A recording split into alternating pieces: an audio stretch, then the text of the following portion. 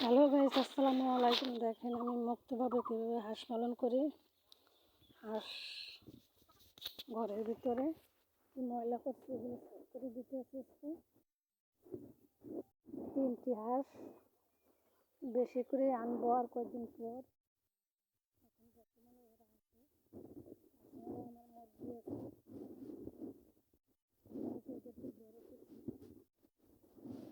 ভবিষ্যতে আরো বড় করে দিতে আছে।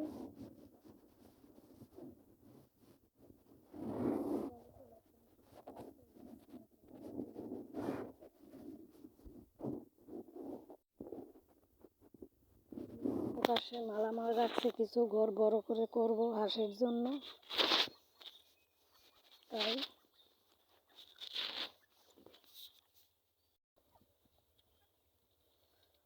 নতুন নতুন ভিডিও পেতে অবশ্যই আমার চ্যানেলটা সাবস্ক্রাইব করবেন।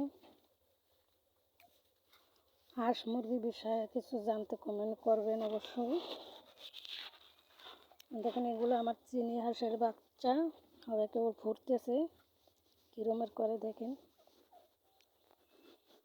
প্লিজ লাইক দিয়ে যাবেন একটা।